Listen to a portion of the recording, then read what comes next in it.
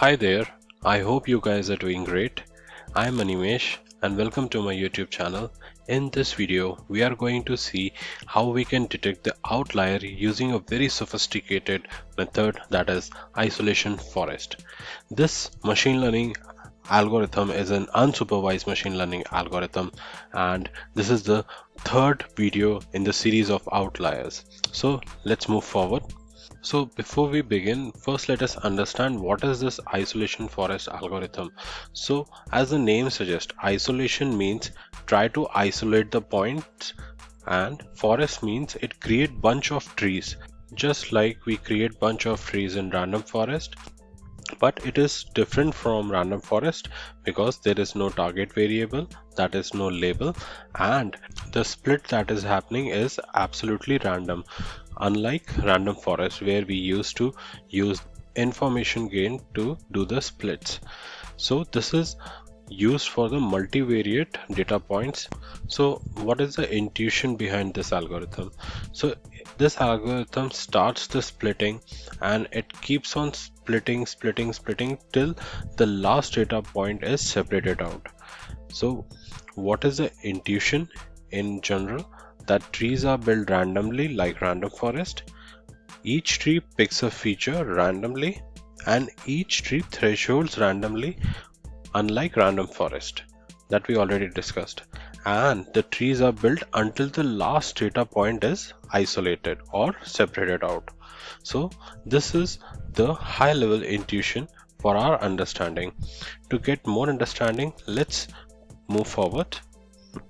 So as we know that the splitting is happening randomly, so the basic idea is that the outliers are far apart from the general data points, and it is very easy to isolate or separate out the outliers.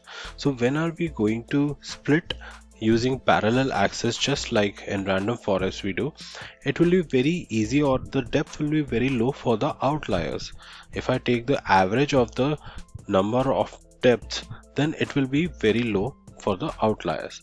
And as we increases the number of depths, the inliers will have more average depth. So that is the whole idea behind it. So what it does is, for example, when the split starts, so it first separates out the outliers, and as the depth increases, it is separating the inliers which are at a very higher depth. And in this whole process of splitting, the data is getting stored. Now what kind of data is getting stored? The data of each data point along with its depth. So there is a dictionary being formed that is stored with the point as well as the value of its depth. Okay, so for example, we have a data point xi, this yellow point, which was separated out in very first split. So the depth of it is 1, and as we go deeper, we see that this green point x1 is separated out with depth of 6. So this kind of dictionary data is being stored. Now once we have this data, we are going to sort based upon the depth in the decreasing order, and when we sort it, we give a contamination value of, say for example, 5%. So this contamination value is nothing but the percentage of the data that we are considering as the outliers.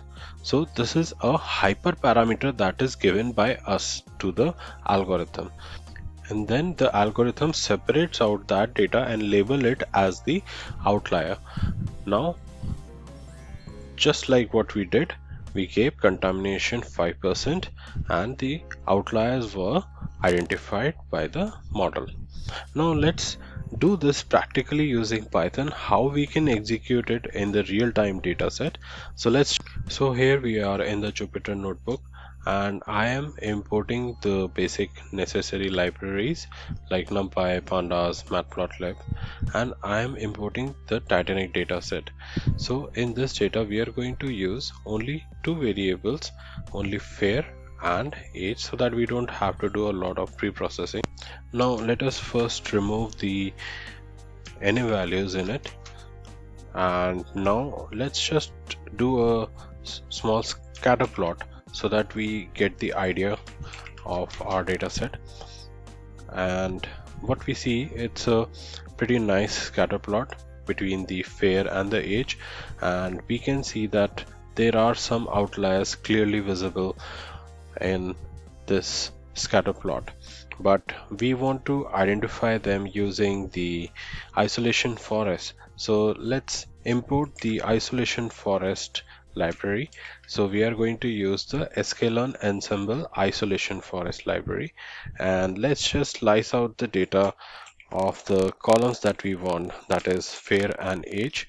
And I'll just create another data frame, that is TF-IF, with only two columns with us, and let's just call this isolation forest algorithm.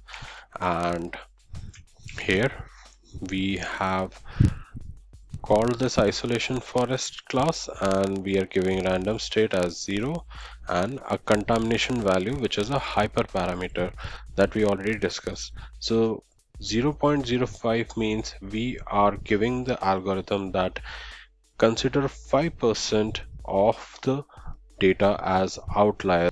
And now we are going to execute this algorithm.